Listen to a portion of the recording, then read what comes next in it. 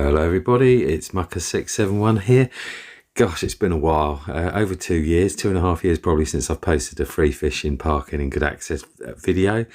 A little bit out of practice, but bear with me, won't you? We're going to do the tidal stretch. It's at is it Ham Street or Ham Lane? Ham Street, I think. At the bottom of Ham Street, I'll show you the map here.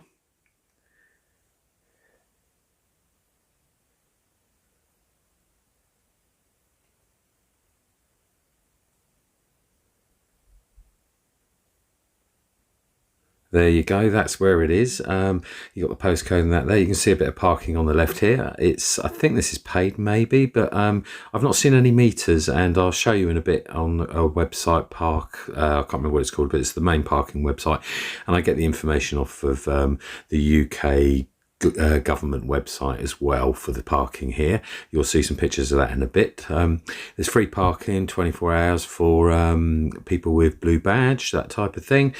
And I think it's free here anyway by the sounds of things or the looks of things, but I'll show you that later, like I said.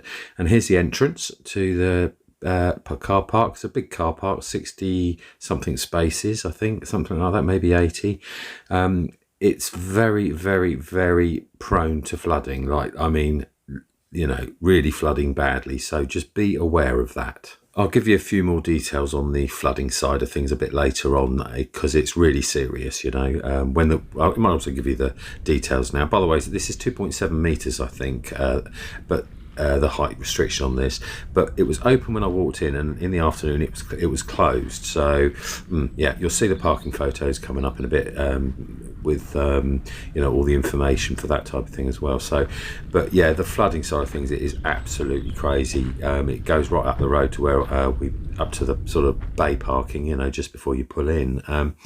So, but that's when the water's really heavy. You know, if you got a lot of rain over the few days, and the river's up, and then you get a spring tide, that type of thing, and it literally floods all the way up the car park, completely underwater. So just be aware of that. You can get tide tables and things, local tide times for that sort of thing, I think, from the local tackle shops around the area, you know.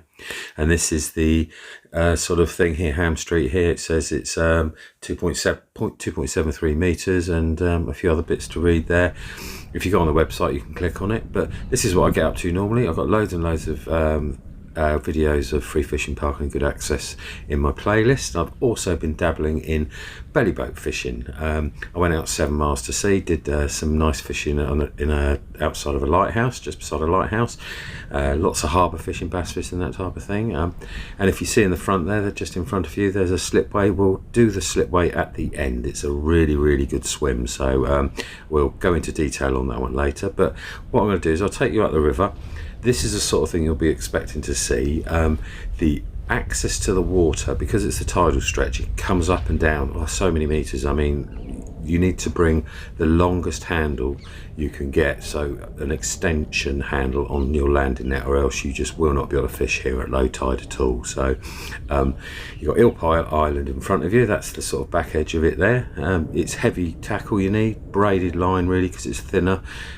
Big heavy duty back leads, that type of thing, because you get quite a lot of boat traffic as well. So but you have to pick your times. You won't really want to be fishing the tide up unless you can get to a couple of swims that I'll show you in a bit, which is one that goes down these steps, so you can go down quite a long way, and this one here, probably the only two really accessible ones at low tide. So and this is going to be a two-part video, by the way.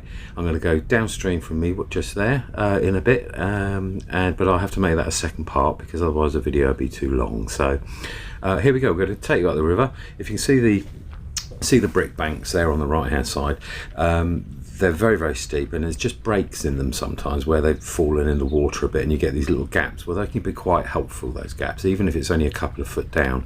Sometimes it can mean the difference between a bit of an easier day than, you know, trying to fish from these sort of slippery rocks, you know, that are really uncomfortable.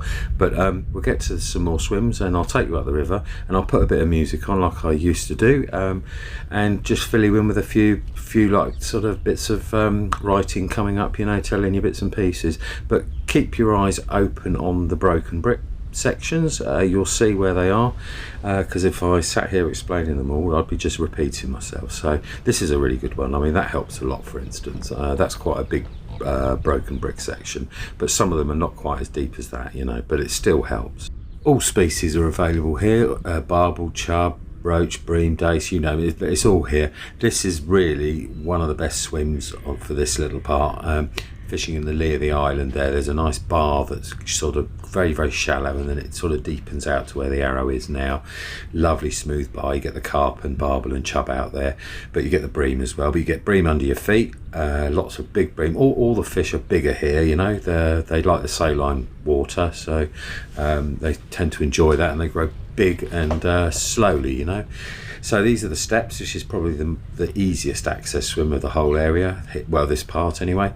There's a tree in the water there. It's been pushed right to the right, so it's sort of covering the access to that bar a little bit at the moment. Last time I was here, which was about 3 or 4 years ago, 4 years ago I suppose, that wasn't really an issue, but the swim just behind it, you can get access to that bar if necessary, you know. So from here up, you're fishing up against Eel Pie Island. I use a maggot feeder, a nice big one with lots of weight on, Drellin blackcap normally. Put half maggots, and I put some ground bait in it as well, just to stuff it at the top, just so you get a mixture. Have nice long hook lengths, about 2 meters long sometimes, up to. Cast about 2 to 3 meters off the bank as the tide's coming up, and watch the boats, and you can actually bag up on lots and lots of skimmer bream, roach, all sorts of, and you know, you get the odd chub up that way as well.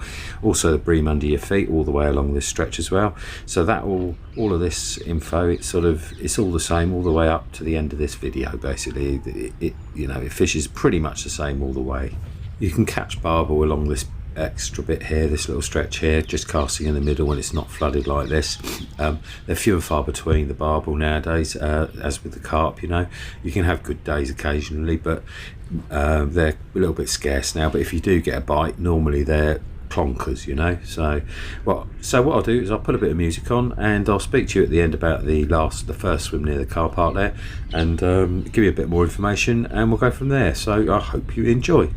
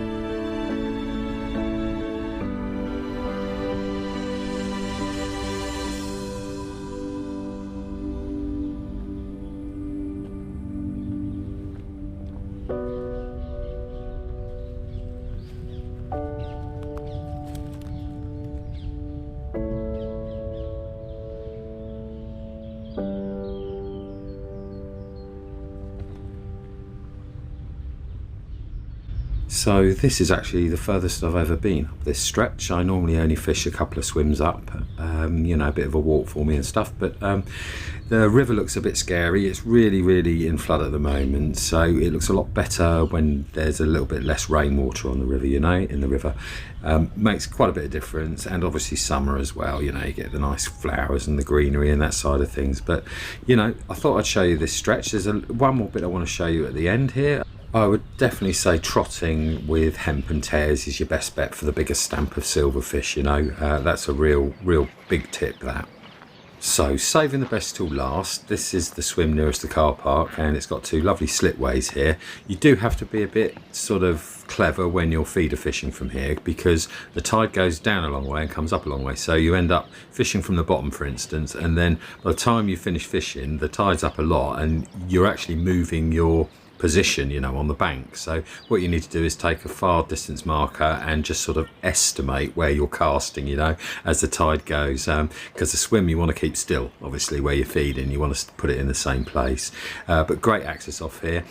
Certain times of the year you can catch some nice perch just down to the right in this little gully, but it does need to be not like this, really. I mean, you still catch him on the worm and that down here, just in this eddy, but you know, you really do want sort of, I think it's sort of autumnish, that sort of time, really. Maybe early season as well.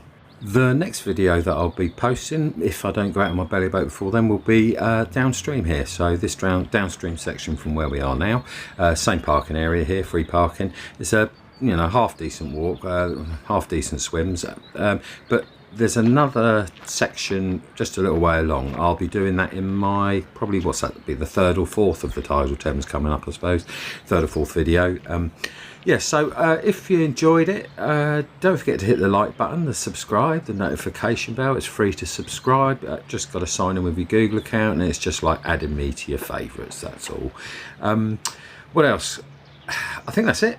Yep, so keep your eyes open for the free fishing on the Tidal Thames again, like I said.